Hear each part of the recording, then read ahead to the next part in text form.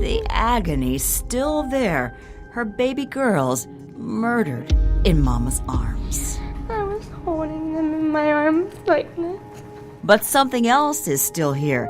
The blood dried on her fingers. It stained my skin.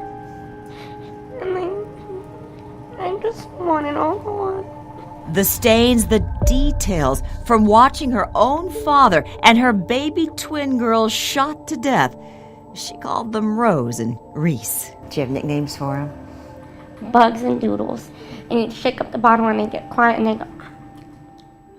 But their own father, their killer, a triple murder-suicide. You're about to hear the one thing that Megan wishes she had not done, the one thing she tells women don't ever do. But first, what happened that afternoon? I told him, I was like, I am done. Everything is packed. I am leaving. But her boyfriend, Rush, as she called him, wanted to come home from NAS Jax. And all he wanted was to see the girls and to see me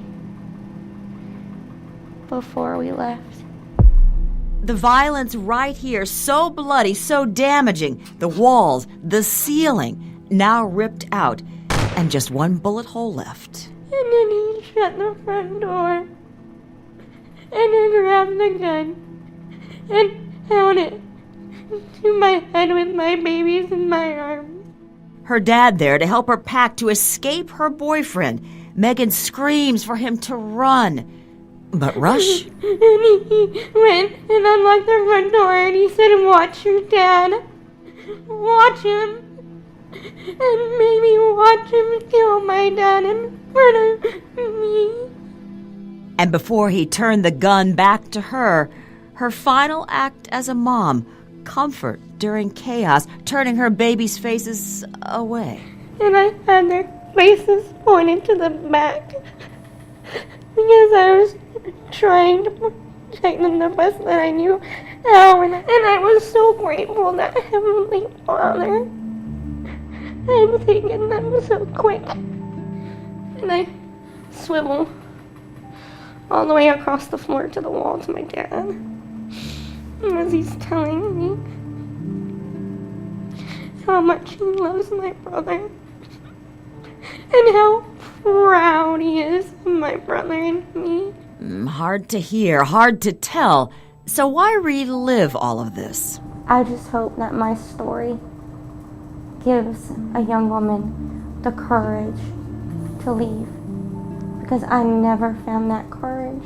In fact, she didn't even realize she was being abused. He never hit me.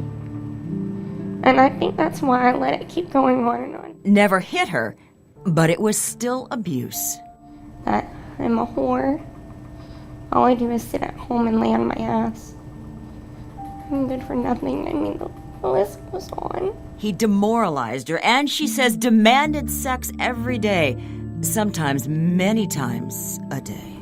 And I was crying because I was in so much pain. And he finally stopped. Finally, she turned to family. But I kept going back to my father and asking him if these things were normal.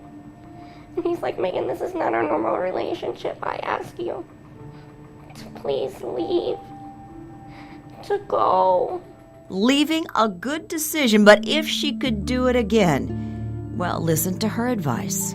If you are afraid of the type of man you are with,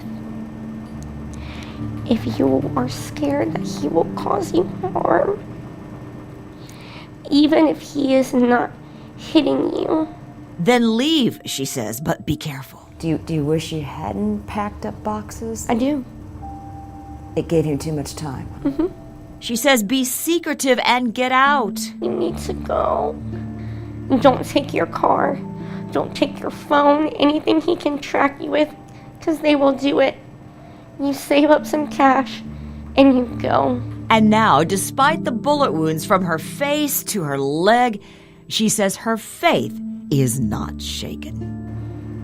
I had this peace overwhelming me that everything is going to be okay. And so Megan's babies and her father were laid to rest today, and the family wasn't sure until this morning that doctors would allow Megan to come to the service, but they did let her go. As you see here, the family sent me this photo on a hospital stretcher. And the family also wanted me to share this with you tonight, that during the viewing, Megan was able to hold the tiny little fingers of her babies, and they say that was a great source of comfort to her. Shannon and Heather, back to you.